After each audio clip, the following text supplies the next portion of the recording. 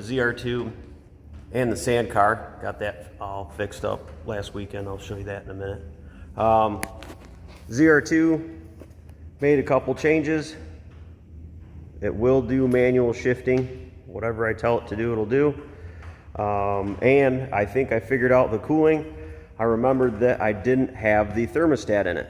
I was kind of looking into radiators, and it turns out that the S1043 radiator is just as big as a C6 radiator from everything that I could see. So I thought, oh man, that seems weird. It should be fine. And then I remembered that, well, it didn't have the thermostat in it, and it's probably flowing through too fast. So, yeah, that seemed to do much better on the expressway. Running the AC it was probably over 10 degrees cooler. So we'll see how it does today on the dunes. Should be able to use 4 low today. I don't know if we will, because I tried it and it's pretty aggressive with the LS3 in it now, but we'll see. We'll try it out today. And the sand car's all fixed. Got it back together last weekend.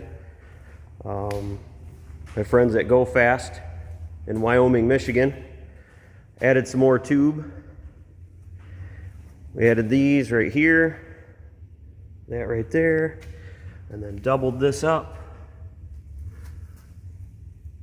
right there, so it should be pretty solid. Everything's tied together. No more big leverage hanging off from this point. Like the whole thing was and just pulling on those two bars, and that's why they broke. I'm surprised it lasted as long as it did. Well, that should be good to go now. I did put a Truck Norris cam in the LS1 while it was apart. The weekend before.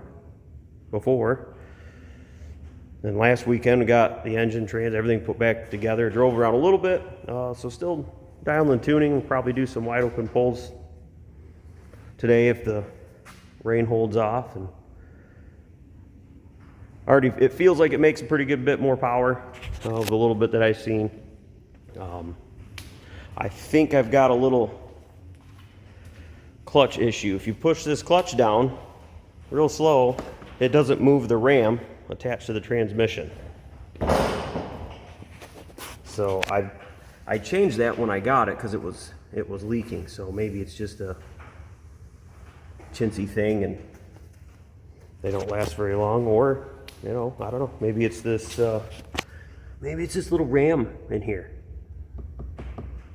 I don't know. I usually do automatic stuff because they're way faster, but there's no viable automatic option for a sand car, so we're stuck with what I got. So it's still usable. I just got to be kind of mindful. If you jam the clutch, it works just fine, but just slowly depressing it.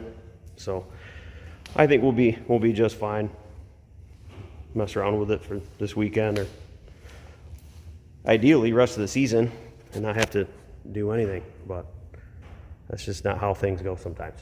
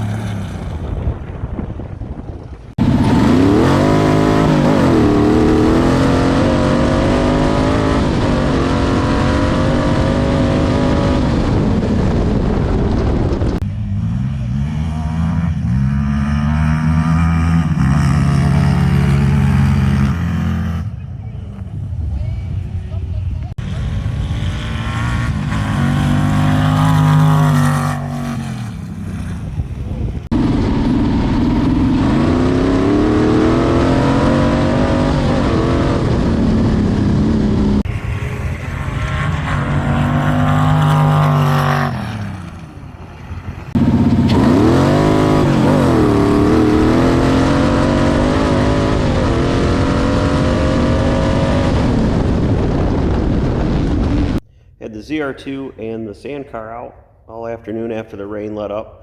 ZR2 did awesome. Ran cooler. I never saw anything over 205 just after pass after pass after pass. So that thermostat made a huge difference there. You could climb the test and it would start getting probably 212, 210, you know, way over that immediately. Now it's way cooler, so that helped. Having manual shifting is perfect for driving around. 4 low, at least on the drags, it tacks out way too fast. So that's still better to have it in 4 high for the drags, it seems. Still haven't not done playing around seeing what is best for every situation, but drags for sure. 4 high and in auto. You kind of get bounced around too much. It's better just to let the truck do its thing. But super happy with the truck. Let my buddy Kevin drive it. He said it run really good. Didn't do no goofy weird stuff for him. So I'm thinking the truck is pretty close to dialed in. This week we'll probably start on the nitrous kit. All that stuff came in. I'll get it ready for 666. We're going to take that, like I said before. Chevelle, I'd have to slow down. I don't have any interest in that. And let's make the truck faster. Still going to be slow. Still going to be in their D grouping, because still no cage or no anything like that. But if I got to go slow, I'd rather it make something faster.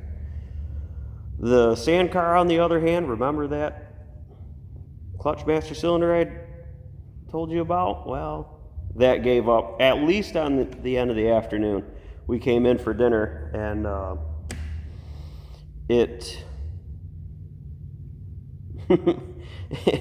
that was it. Luckily, I mean, a perfect spot for it finally to give out completely, but I had a hard time getting it back in the barn. As soon as you push it in, it would start just letting the slave cylinder. Found more terminology of digging what the problem was.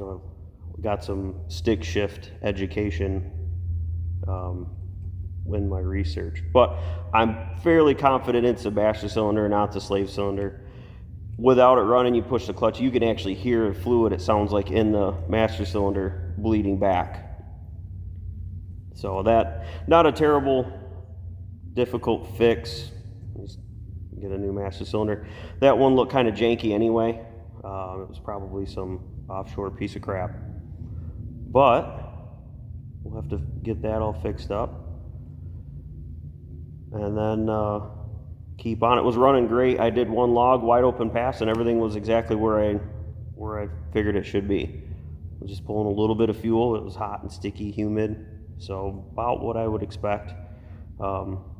May do some tuning on the street with it, switch over to the mud terrains, because it's really hard to, I mean, you're bouncing around real bad. The log really just doesn't show you a whole lot. I mean, it's in and out of closed loop. There's probably some tuners way better than me that go, oh yeah, you just do, you know, they would probably just know what to look for and be able to dial it in even on the sand, but that's not me. But I know I can tune it on the road, because that's how I did it before. So we may do that coming up.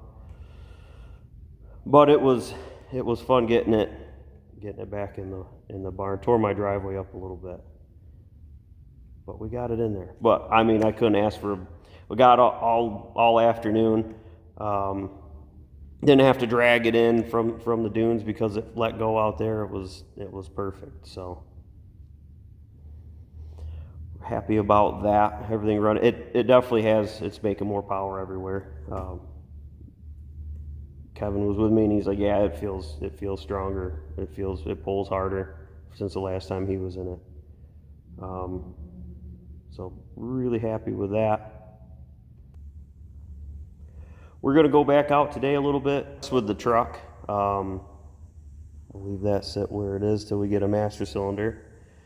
Probably going to be the end of this video, unless something abnormally cool happens today, which I don't plan on it, because I want to drive that home. I don't want to have to fix anything else. So that will probably be it. And maybe the next video will be this thing with nitrous on it. Hard to say. Things change. Life happens. So we'll see what's on the next one.